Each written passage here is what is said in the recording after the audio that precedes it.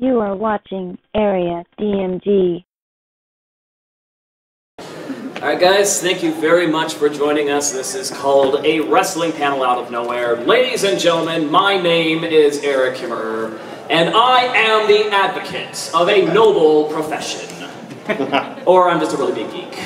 So, a little bit on us. Kyle and I, of course, as you may know, are voice actors from the Los Angeles area. Both of us are geeks ourselves. We have our fair share of fandoms, spanning across anime, video games, board games, anything, what have you. And wrestling is, of course, one of them.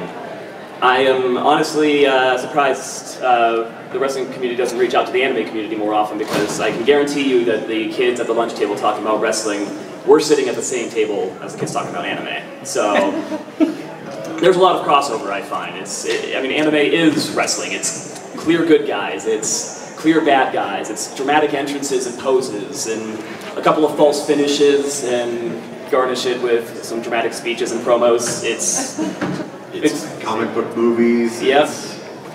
It's a nice escape. So of course we're big fans, Marx as you would call it. Does anybody know the originality of that word, what Marx came from? You do? Mark on the back, it's coming from kind of the original circus days of it all. Yep. You put a chalk mark on the back of somebody who falls for it. Yep. It's the old carny days are what originated the whole showmanship of it, because they would have these strongmen that you could challenge in the circus, and of course if you just had some random person go in there first, they'd be knocked pillar to post, just off their butt. So what they would do is they would put on the show. They would have a plant in the audience that would do a fake wrestle show so that they could have people that would buy into it, and they would mark them so that they can get their money to say, okay, you know, this guy just beat the champion, he's now the champion, do you think you can beat him? And then anybody who fell for it, they'd be like, okay, put in some money for the pot and see if you can beat the champion. And of course he'd be knocked pillar to post. So that's why marks are now what they refer to as wrestling fans who buy into the whole storyline, the whole kayfabe that they're trying to present. So when I first heard that term, I thought, I was like, so that was what, like, otaku is to... It kind of, sort of is. It's kind of like what weeb is to... Weeb? Yeah. I mean, I'm a mark. I'm an actor, and I can still go to a movie and still suspend my disbelief for a time being. Sure. So just because I know a lot of the behind-the-scenes stuff doesn't mean I can't have fun with the showmanship. It's pageantry. It's a stunt show and a ballet wrapped into one. And of course, I've been lending myself for the past year to wrestling. I've been training under the Brian Kendrick for the past year and a half. And I'll talk a little bit more about that, but I'll let Kyle, why don't we talk about our introduction to wrestling, like how we kind of origins. Yes. Our origin story. Everything has a beginning. Well, I'm significantly older than Eric here, so I go way back to the late 70s, early 80s in Texas. I grew up in Dallas, so you had the Von Erichs. If you know your history, I was following on Saturday nights, watching all that. Wrestlers of that ilk. Midnight Express. Yeah, Kabuki. Oh yeah. Good stuff. And through high school, then I came what is now the WWE, but was now we're in the Wrestling Federation. Right? You had Hulk Hogan show up and Macho Man Randy Savage, which of course is kind of what I channel when I become Ox King. It's just a really derpy version of it. Oh, he didn't step into his Slim Jim. So my interest unfortunately waned for a good point. So I missed the whole Attitude Era. I was a DJ for Radio Disney when all that was going on, like Cena and The Rock and all that stuff becoming prevalent. And now that I am a fan and I subscribe to the WWE Network, I can go back and watch those classic matches and see what I missed out on. Because now watching either Raw or SmackDown, or seeing some of these events live, or even the pay-per-views, people will say, well, this is good, but it's not like the old days. Is that a fair summation? I say so. And a lot of what they try to do is to recapture a lot of the old days sometimes. They try to play to the nostalgia, especially around WrestleMania season. They really play up to the nostalgia of the old fans and try and placate the Attitude Era fans. And that's where I kind of grew up in. I started watching, like my first pay-per-view was Survivor Series '98, I think, when The Rock turned heel for the first time. And I went through the Attitude Era, No Chance in Hell, Royal Rumble 99, WrestleMania 15, I think it was, and I fell off around the Invasion arc. I think a lot of people will say the same thing. And that was, of course, when I also went to college, so I can only paid attention during WrestleMania, and even then I was only caring about the Undertaker's streak. May it rest in peace. Right. I got back into wrestling when I saw that the New Day came out at WrestleMania. Yes. Insane armor. So I'm like, wait a minute. I saw people like El Caribo and some of our fellow colleagues and friends all tweeting WrestleMania. And I'm like, you know what, I'm going to give this another shot. So I went ahead and signed up for WWE. I tuned in to the WrestleMania at that time. It's like, this is a lot of fun. I think I've been missing out. I saw Undertaker. I was just like mesmerized. It's like, that guy's cool. It's like, oh yeah, he wrestles like once a year. What? Come on. Like my fave. Yeah. So I recently got back into it. I think you got a little bit before you, but I've been kind of getting a lot of my friends into it. My roommate Sarah Williams is also a big fan now, and we'll have some fun stories about her and Xavier Woods from the New Day because we have some personal interactions. Yeah, kind of wacky. When people know each other, then your worlds collide. Like, what? This is what I mean by the nerds crossover. Xavier Woods is a huge example of that with his new YouTube, or well, not even new. It's like past 1 million subscribers now of Down Down. It's incredible, and you get to see the superstars. Yeah, it's really good. Have you guys been watching it? Yeah. Yeah. I love the superstar save points when they just talk about their history in video games because, again, it just makes them more relatable. It's like, yeah, these guys are like us. We're just making a job work for them. Yeah, when he found out that I voiced Ryu in Street Fighter, he's a huge Street Fighter fan, Xavier Woods, and he private messaged and said, hey, would you like to come on my YouTube show when the next time I'm in LA? It's like, yes, of course. Duh. Like, what? This is insane. And I hear that the fandom amongst the pro wrestlers goes deeper. Now you're seeing people like Cesaro and Sheamus doing the whole fusion. Yeah, they're entering with the fusion dance. Yeah, and New Japan Pro Wrestling is getting a huge prominence over here. Yeah, like with Kenny Omega and Okada and Naito, Tanahashi. They're so good. That event was packed. This was, I don't know if it toured around. Did it? I don't think so. I think it just hit LA. It just hit LA. We did we were both at the G1 special that they had in LA. Incredible show. It was at the Long Beach Convention Center. They did so much with that space. Yeah. So Kenny Omega is amazing. There's other alternative things out there besides just the majors. Yeah. Obviously. Yeah. And that's funny is that I think it's going to get a lot more prominence. We're on the ground floor of something great here because now Lucha Underground's going to be on Netflix, and now we have Glow, which really treated the profession with respect. We have. My coach is doing a promotion called Wrestling Pro Wrestling that he's streaming on Twitch. So that's a new avenue to do kind of live stuff for that. I think we're gonna see a boom soon of new fans with the wider access that we have. That's kind of just how it works. Speaking of new fans, I'm hoping that my fiance will. She is now intrigued because she gave Glow a chance.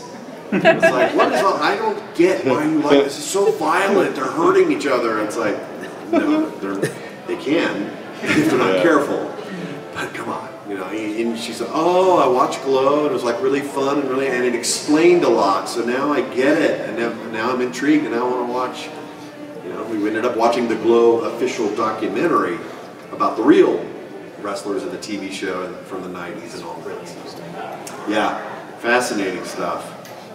They did a good job with that show, and I'm glad they're getting a season 2 on that.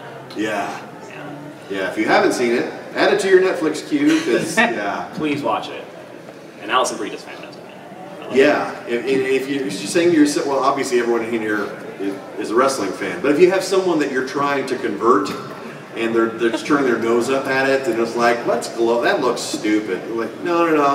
It brings you in. It's from the writers of Orange is the New Black. It's primarily women writers. So it's not exploitive, or it's not what you're afraid it's going to be. It's like some softcore porn thing or something. No, if anything, the men are all pretty much idiots in the show. Yeah, they treat the men pretty. Yeah, the gender flesh ratio is pretty even, and there's really not that much of it anyway. I mean, that's not the focus of it. No. It's a really good homage to 80s sensibilities. So if you enjoyed 80s Hollywood. Yeah, Yeah. All the tropes of that. If you watch retro 80s, 90s movies, you're gonna get a lot of the references that they're doing, and it's really, really clever. Really well done. I really enjoyed it, and again, we got a second season coming out. Hopefully they do a little bit more of like maybe the crossover into the 90s era of wrestling at some point. They did have a couple appearances, right, from actual wrestlers. Yes, Carlito was in it, Brodus Clay was in it, and I think Chavo Guerrero Jr. was a consultant on the show, which really lent itself to a lot of credibility, I find.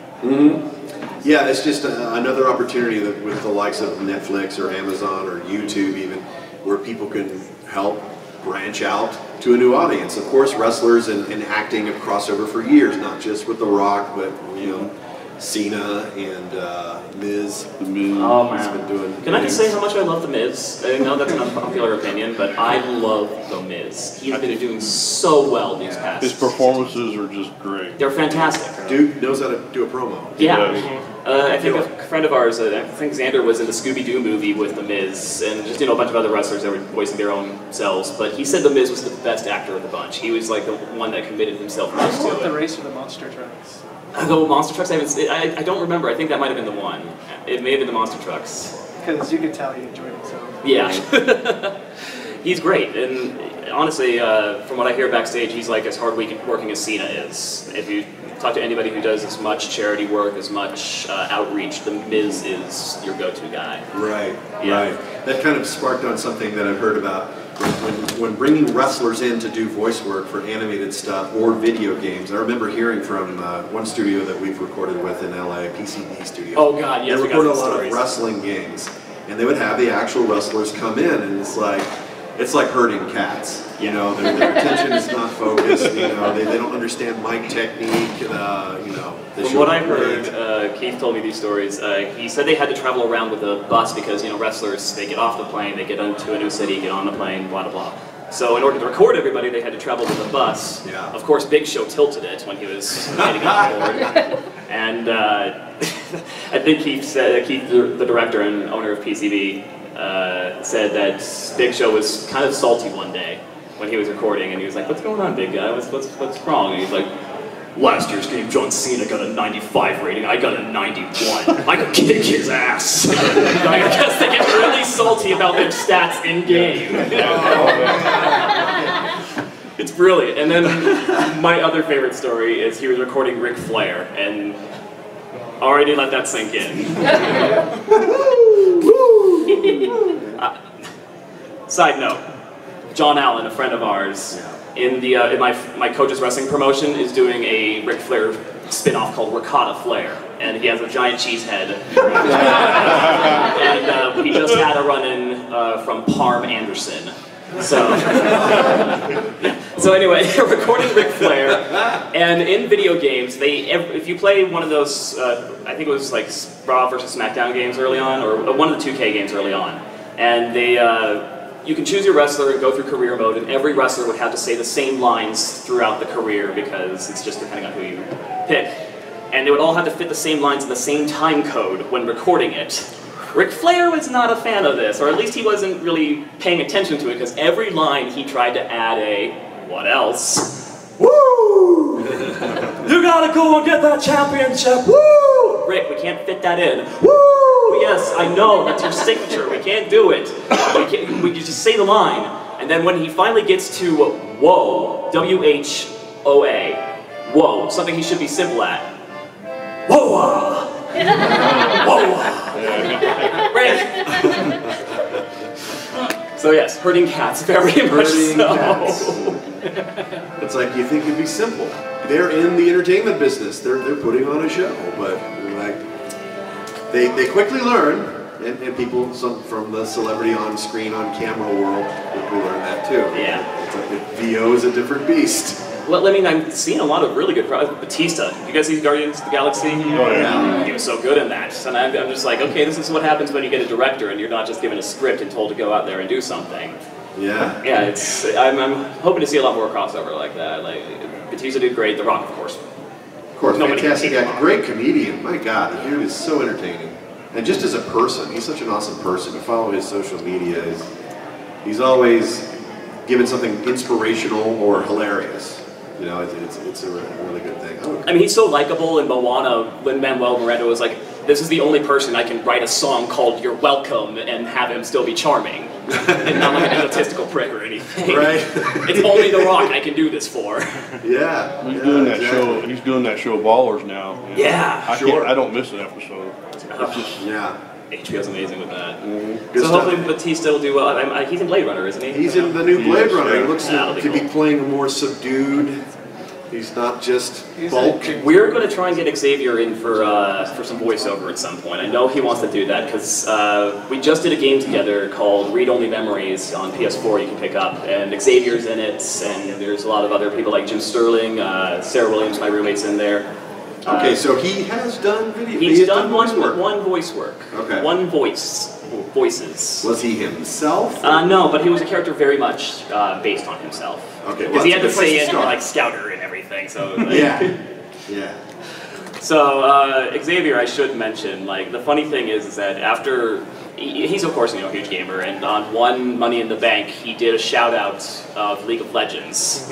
And he was saying something, it was like when the League of Nations was still together, Sheamus, Wade Barrett, Rusev, blah, blah, blah. Who was the last person?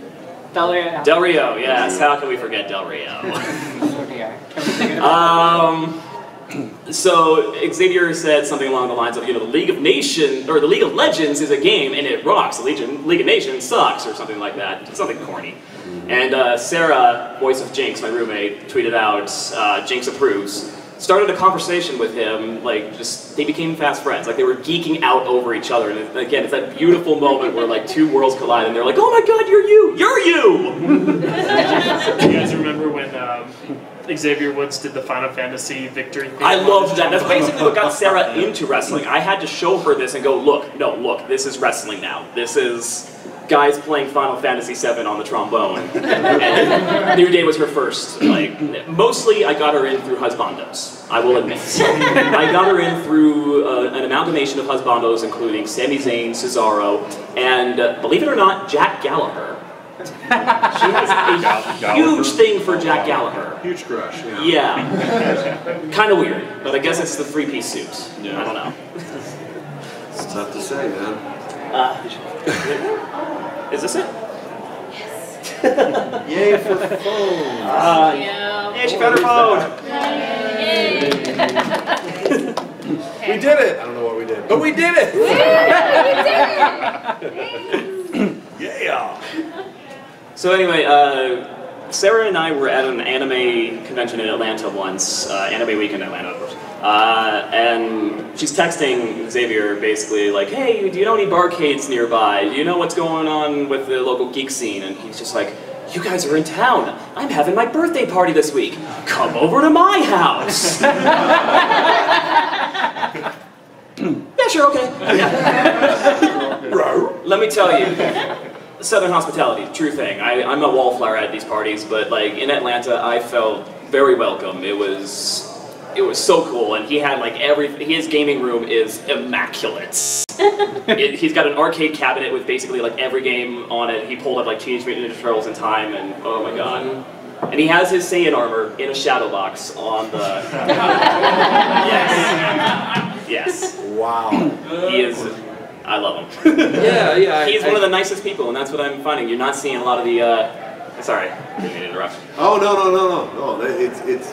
I can tell he's a genuine person. Yeah. And I remember the first Raw event we went out to Anaheim. We all carpooled together. Honda Center. And afterwards, Sarah's texting with him, and it's Yeah. I talked to Xavier Woods, and he's freaking out that Ryu's here with me. I'm like, really? So it's just amazing that these guys are just so fans of their own thing. They may have people who know them in public anywhere, they can spot them a mile away, but when they come across something they like, they'll still just turn to giddy schoolgirls. Yeah. It's pretty wild. Yeah. He's a cool guy. And of course, what I find now that I'm trying to step into it is a lot like voiceover, the business side of things, the entertainment side of things, just getting noticed, getting yourself out there. Basically, you have to put yourself out to 100 promotions to get the one that will take you and book you, and that's kind of like us, recording 100 auditions to get one job. So I am. It's interesting waters to wade. Yeah. Now, you said at opening ceremonies that you are training as a wrestler. Yes. You work as a professional VO person. What's your end goal? My end goal, interestingly enough, I mean, of course I would love to do WWE if that ever comes to it. Yeah. Honestly though, I want to go to New Japan Pro Wrestling. Because being an English voice actor, I could be a nuclear heat heel. Oh my gosh, I could be amazing over there as a heel. Like, I could just go up there and just tell them, yeah, your voices, I take all of your voices, erase them, I make them my own. Nuclear heat. It would be amazing. I would love it, but we'll see. The Dubinator. The Dubinator. Dub Club. Dub Club. It's gonna happen. Just, we're putting it out there to the universe. We're trying to get Kenny Omega into some voice work as well. Like, he'd be great in it, I think. Because he had a character in Tiger Mask anime. Like, they actually had a Kenny Omega character doing the one-winged angel, his finishing move, in the Tiger Mask anime. Fantastic. Now I'm having visions of like B-roll footage or something on YouTube of you recording, but you're in your wrestling outfit. I think totally it's gonna happen some point. Yeah. Yeah. My God. So, do you guys have any questions? Yes. You guys stay in California, yeah? What was that? You live in California? Yes. Have you all made it to PWG shows? Yes, I have, actually. They're hard to get tickets for. Really? Oh, yeah. PWG is probably the biggest indie promotion now in North America. I can't even call, like, Ring of Honor indie anymore, or Lucha Underground or anything like that. So PWG is pretty much where it's at, and it's in Reseda, California, in this little American Legion Veterans Hall. And tickets go on sale. They'll announce it on Twitter. I got notifications from them only on my Twitter. They're the only one that pops up on my phone because they'll announce when tickets go on sale, like the exact time they go on sale. If you go to the website on that time, it'll always crash. Like, and then a minute later, 1 minute later, when you refresh the page and you can get back again, every ticket's sold out. It takes just 1 minute to, so yeah. So it's hard to get to because they have, you know, Young Bucks there. They have Leo Rush, who just got signed to the WWE. I wonder, who is their champion? Is it still Zack Sabre Jr.? No, it's Chuck Taylor. Chuck Taylor, yes, I was there for when Chuck Taylor won it. Yeah. I should have remembered. I've been to only 2 shows so far, and the first one, thankfully, Little Karibo got me in because he goes to like everyone he can. He's a huge. If you haven't seen Little Karibo's show, The Mark Remark, oh my god, watch it. That is one of my Good favorite stuff. YouTube shows. Any period, not Yes. just wrestling. But His recent one got taken down. by The WWE. SummerSlam The one. SummerSlam one got Yeah, me? they got taken down like right away. Like He doesn't use footage though. No, he uses still imagery. that was basically what they wrote on it is because he used footage from the WWE is what they said. WWE's huge. Oh gosh, YouTube. Yeah. The funny thing is that YouTube didn't want wrestling on their platform, like because Wrestle Circus did live streams of YouTube, and they were like, oh no, it's too violent. So that's why Coach and I and everybody else in our promotion had to go to Twitch. Now Twitch is the huge YouTube rival. Wrestle Circus went there, and Wrestling Pro Wrestling's on there now, and AAA is on there as now. much as that's a mess. Oh my gosh! I hope you guys didn't see the Rosemary Star incident at AAA. There was an incident where Star did not let go of an arm bar and wrenched it really hard after the bell was called and Dislocated her shoulder. Dislocated her shoulder, yeah. So this is a note to any would-be wrestlers. You put your life in these people's hands. You trust them explicitly. If they break that trust, if you break that trust, you have no place in this business. It's because again, the simplest things will screw you up. My 3rd week in training, I sprained my ankle, I popped it in 3 places, giving an arm drag. I want you to think about that. Giving an arm drag, and somehow I take it. What was that? That's what took out John Cena for a while. Yeah. I just messed up the footing, I landed on my ankle, and basically I was out of commission for a good 2 months. And that's just a rite of passage, right? It's like a badge of honor thing. It's like you have to earn these scars. Yeah. To take your lumps, kid. Yeah. Everybody calls everybody kid in this industry. You're gonna go far, kid. So how long have you been wrestling I mean, and not just in training, but how long have you, any wrestling background before getting into the training? The only wrestling background I can claim to is I did a little bit of junior high wrestling for like 1 year, and that was about it, Greco-Roman, and a little bit of it sucked. But this is a whole different ball game. Yeah. This is a whole different show. Oh yeah. Very different. And that's why I get scared whenever an MMA person says they want to get into wrestling, like Ronda Rousey or You McGregor. get worried about that. Yeah, because it's like, you guys don't know how not to hurt people. That would be an issue. It's kind of scary when she flipped Triple H. Yeah, but it was a good flip. It was a nice hit toss.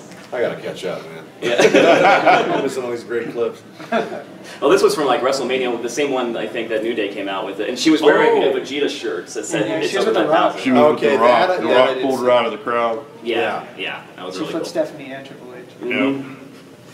Yeah. We'll see, because I hear rumors they're recruiting her for WWE, but Triple H put the invite out on ESPN. yeah, I don't trust the dirt sheets. I try not to. It's always bad to do that because things change on a whim and they're not always accurate. But if true, we'll see. I'd be interested to see her. Well, what's the most reputable source for your wrestling news then? Yeah. I would say Dave Meltzer. My Dave. Yeah, Dave Meltzer might be the one who's probably the most level-headed, and I mean, he's been around for a while, and his star ratings are basically what people judge matches off of. It's not the go-to be-all, but he has basically what everybody goes to for 5-star matches. Or he rated all the Okada Omega matches at 6 stars because he loved them so much, and I agree. I'd say they're probably the best trilogy since Steamboat Flair in the 1980s. Yeah. And yes. So when should we see you on NXT? NXT. Oh Lord, I gotta cut some weight. I'm nowhere near that quite yet. I'd love to, but it's what my coach puts me through is nothing compared to what WWE puts you through. They want to destroy you from the get-go. So I'm just gonna take my time in the indies for now. I'm gonna mostly stick with the Wrestling Pro Wrestling show. Our next show's on the 21st of September, so catch it on twitch.tv/WrestlingProWrestling. And it's called September to December, I believe. I play on September to Dismember or something like that. Or, last show is called Wrestling Pro Wrestling presents Russell Crowe Wrestling. Russell Crowe will not be wrestling.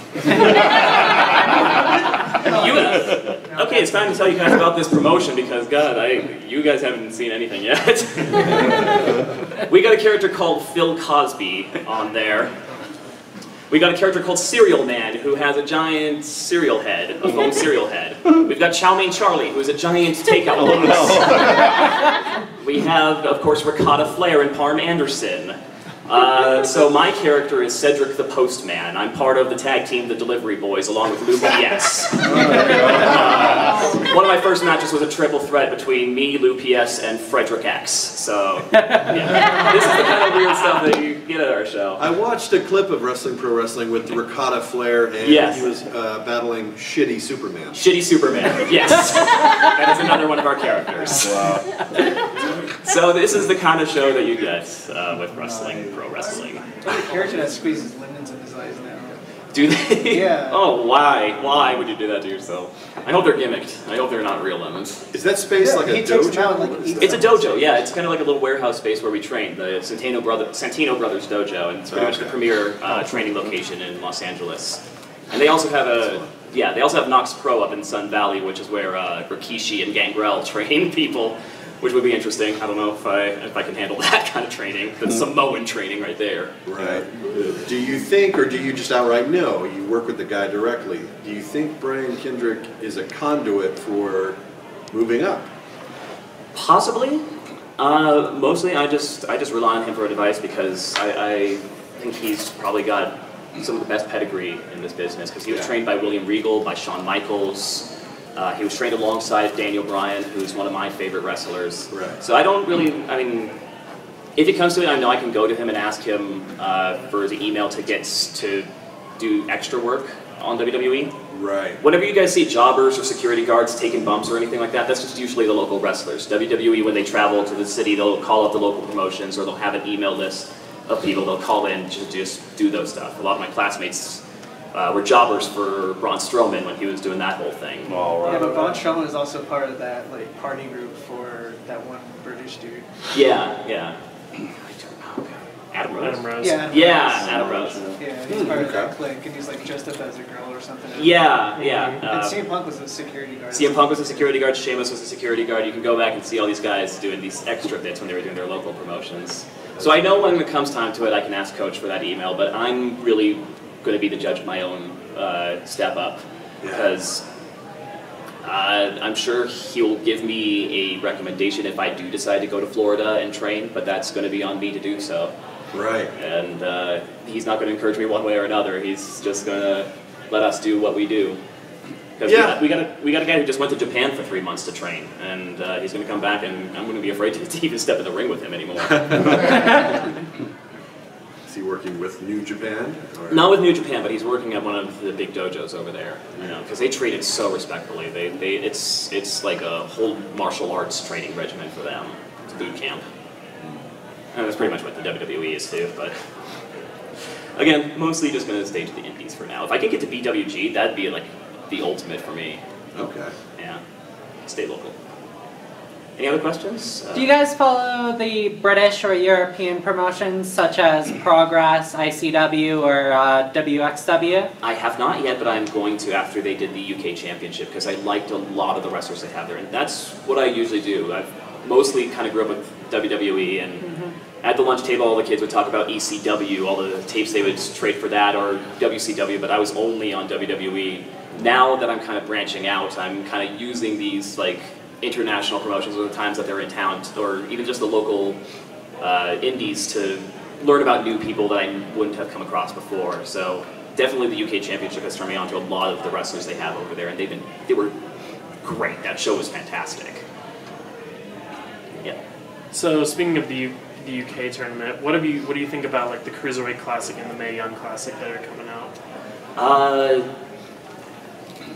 I liked the Cruiserweight Classic last year. I have not seen any of the Mae Young Classic. I am excited to. First round just dropped. Yes, I know. I've been hyped for it for a while. And the new Cruiserweight, I'm going to be watching closely, because I have a couple of colleagues that I really, really want to be a part of that. One, if you guys haven't heard his name in the indies, check out Eli Everfly. Little dude, he calls himself the Spanish Fly, and he's fantastic. He's God, I think 5 foot, probably 100 pounds soaking wet, but can fly like no other. Judge me by my size, dude.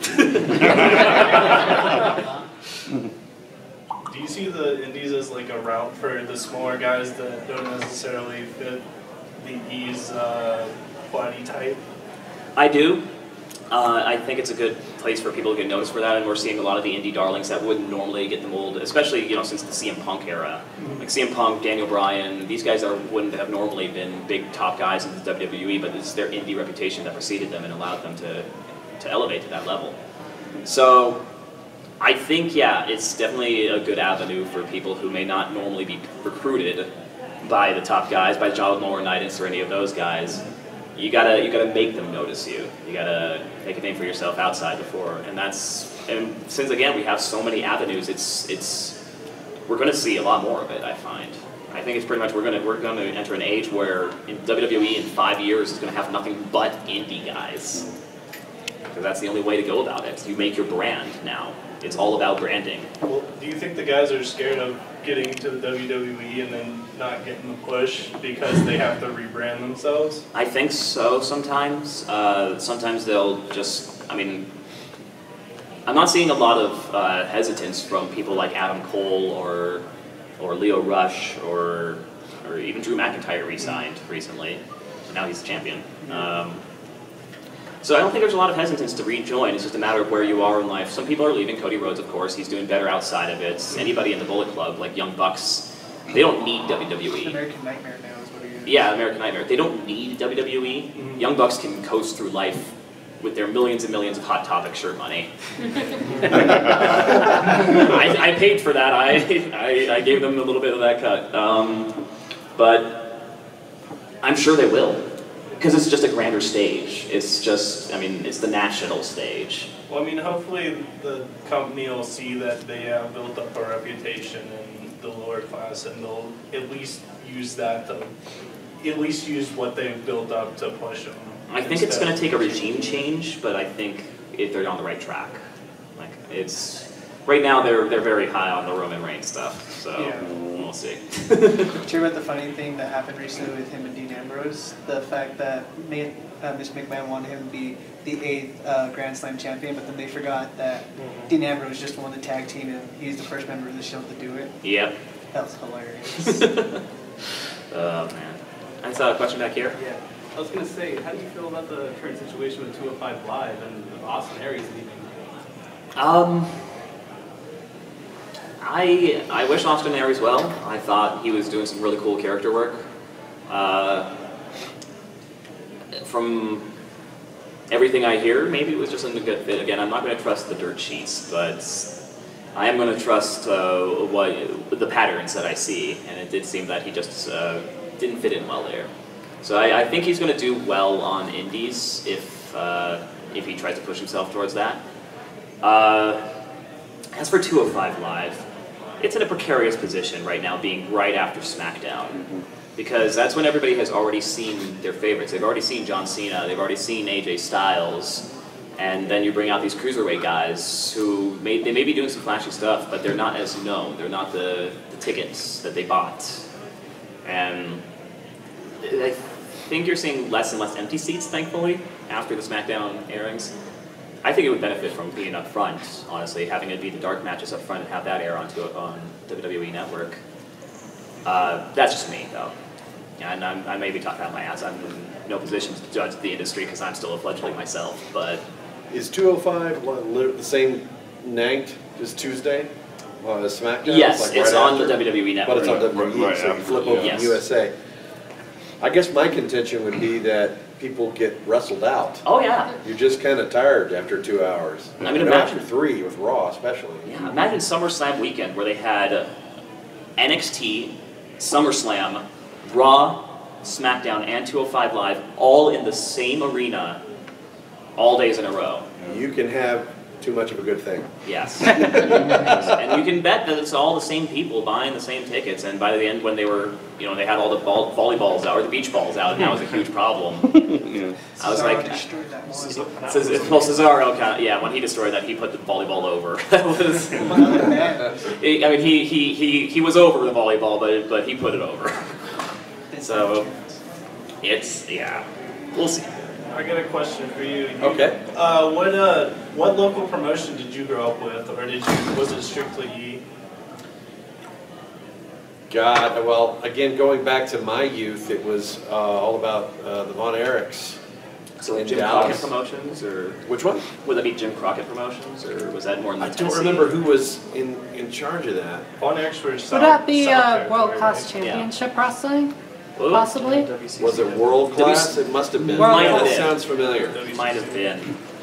At the Because I think Sportatorium that's in where Dallas. the Von Erichs and Von Erich's, the Freebirds. Fabulous were in there. Freebirds. Dusty Oh, yeah. Rhodes was in there. Yes. Bad Dusty. Street of letter PA. Grew up with all that. I miss Dusty. Yes. You say you guys watched Little Primo's Mark, yeah. When do you think Glass of Milk's going to get its push? Funny thing is I went to Hell in a Cell when it was in Los Angeles, and I brought a glass of milk sign. Is that you? That was me. That was me. I put the glass of milk on a cover think of he noticed WWE it, too. Oh no! I told him about it, and that's why he put it in. Oh, like, that's so cool. yeah, I'm very much on board with glass of You milk. guys need to make a Milkman character. I'm a milk mark. The milk mark. Milk mark, yes. Yes. That's What do you think of? Have you seen Southpaw Regional Wrestling, the parody? Yes. Oh, yeah. Yes. It's brilliant. And they just had the second season, I think. Yeah, I haven't seen all of it. I've only watched one segment, and I felt it was like, they're kind of missing the mark. But I want to give their other segments a chance because it is so brilliant. YouTube Internet. Oh, because it's on WWE Network? Oh no, I think it's just YouTube. Yeah, you can find it on Yes. YouTube. Lawler threw out a Southpaw shirt the other night, didn't he? That's amazing. I have one of those on order. By the way, have you guys seen Wrestling Isn't Wrestling on YouTube? yes. If you Max haven't, Landis, yeah. Max Landis, check it out. Max Landis did these 2 videos that were in very much the vein of Drunk History, where the first one he did was the Death and Return of Superman, where he would just get drunk and narrate the entire Death and Return of Superman storyline, while his friends would act out over his narration. So like and his friends would include like, who was in it? Mandy Moore, Elijah Wood. Oh yeah. Elijah Wood plays Cyborg Superman, and it's just them lip syncing to his narration and acting it out as he's drunkenly recounting the Death and Return of Superman and how it broke comics. He did a second one later called Wrestling Isn't Wrestling, where he does the same thing to Triple H, the story of Triple H, except there's no wrestling involved in it. He just talks about the story, like the character progression of Triple H, and it's all portrayed by females. Yep. So the only male in it is somebody playing China. And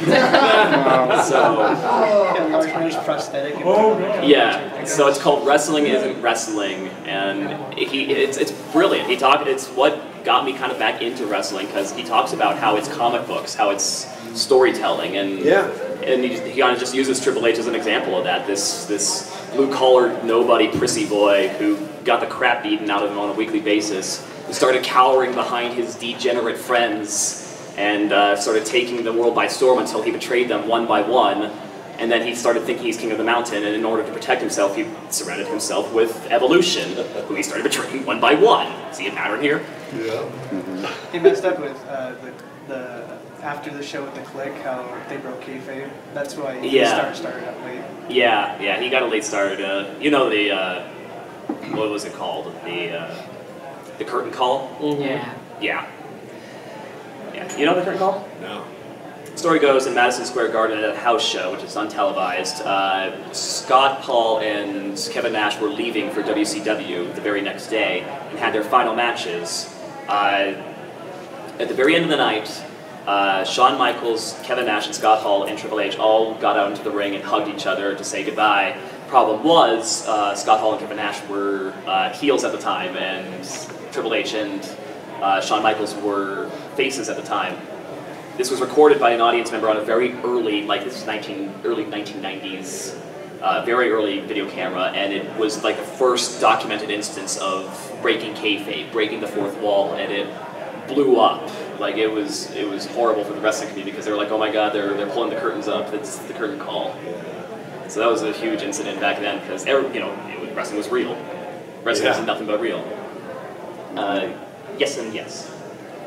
You kind of compared, I guess, American wrestling to comic books. Yeah. I guess you could say the same thing about Japanese wrestling and anime. Would you kind of agree with that statement? Where I would, because anime, there's a lot more ambiguity to their characters than I find in our American comic books. American comic books are clear-cut good guys, clear bad guys. You know, this is the villain, the big bad guy who has these evil superpowers. But in anime, you get a lot of villains turning good. You get a lot of, Vegetas and stuff like that. And that's kind of where a lot of early wrestling, if you guys haven't watched, there's a guy called Bennett the Sage who does this show called Anime Abandon on YouTube, where he reviews anime from like 10 years ago. And he did a comparison of Dragon Ball Z to an early Japanese wrestler, I forget, Ricky something. But he had like the most viewed match in Japanese history back in the 1970s, when not everybody had a television. Still one of the top rated shows in Japan is his matches. And the formula would go, a friend of Ricky's would come out, face the bad guy, get knocked pillar to post, and then Ricky would come in and save the day. And sometimes he would earn the respect of his adversary through his wrestling matches. Sound a little bit like Goku? Yeah. So I think there's a lot of early influence in that, especially in, yes? Did you know that Sting, Scott Hall, Kevin Nash, and Hulk Hogan were at Denver Comic Con or something? Were they? Yeah, they were all there. Oh no, that's awesome. Yeah. I'm sure they were charging an arm and a leg for autographs. Especially Hulk Hogan. Yeah, Hulk Hogan, man. Sting was at Colorado Springs Comic Con. Oh, nice. Yeah, you go to all these pop culture shows. I mean, Xavier Woods, I think, is... He's at Dragon Con. He's at Dragon Con. Yeah. This weekend. And Dragon Con actually has a wrestling promotion their Thursday nights before the convention, so I'm really hoping to kind of double book someday. It's like, hey, you want me to come out as a voice actor? I can also be a bump monkey if you want to. Just get in with somebody who's like, you don't belong here. But I need to take it easy because last show kind of messed me up. Oh. If anybody's interested, I'll pull up a video of some of the last stuff we did because we were facing against Chow Mein Charlie and Pepperoni Tony.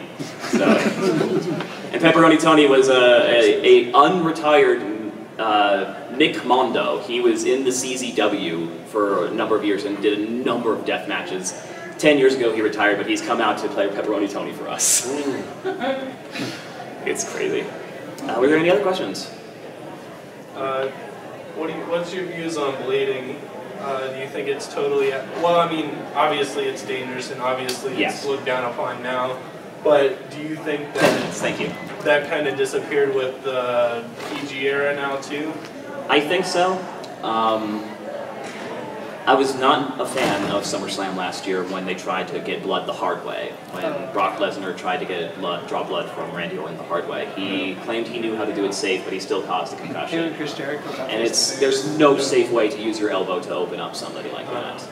He insisted, but no. And as far as blading goes, yeah, it's very dangerous. I would not want to, ruin. I mean, maybe this is just a vain actor. I mean, my future cosmetics. Like, I wouldn't want to ruin. If you look at like Dusty Rhodes' forehead, or Devon, or something like that, it's nuts, and I don't think that's worth it, honestly. If it happens the hard way, yeah, it can add a lot of drama, and I will go with the flow. Like, I've taken bumps that have knocked the wind out of me, and I'm like, you know what? Fuck it if it looks good. Sorry, I shouldn't be swearing.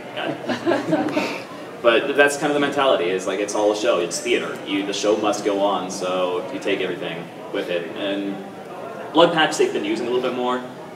If they can use it effectively, it's all theatrics anyway, so I don't mind. But if they have to use it effectively and have to be very good with the sleight of hand to get it across. Because I've seen some clips where somebody passed a blood pack to Roman Reigns. I think it was like Byron Saxon. There was somebody from the audience. You can see him reaching under the desk and passing a blood pack to Roman Reigns before Triple H started banging his head on the stairs. Oh, okay. So again, you got to be crafty with it.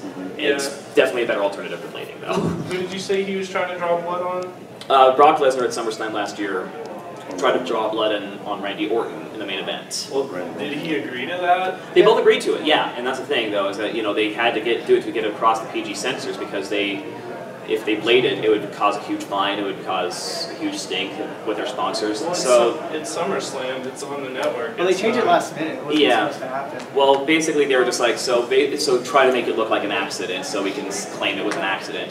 Brock Lesnar was like, no, it's okay, I know how to open up somebody safely with my elbow. No, you don't. You're a freaking behemoth. You're like, getting hit in the head with your finger is scary enough by me.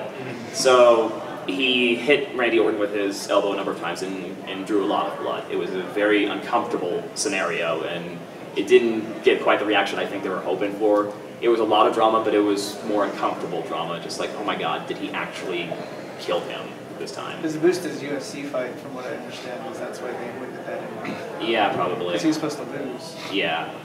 I think kind of the best way to compare the whole Brock Lesnar and Randy Orton incident is comparing it to Eddie Guerrero versus JBL, where Eddie bladed and it was one of the worst drew jobs. a lot of blood. Well, he nicked an artery. Yeah. That's what happened. And that's the thing, is there's an artery like right up here, right in the center, so you have to be careful what you do with it, how deep you go, and that's why I'm like, I wouldn't risk that for the life of me. Again, you put your life in these guys' hands, and it's already painful enough as it is. And you could get, well, not to talk bad about him, but Abdullah gave that guy a nasty business. And he can't work anymore, so. Yeah.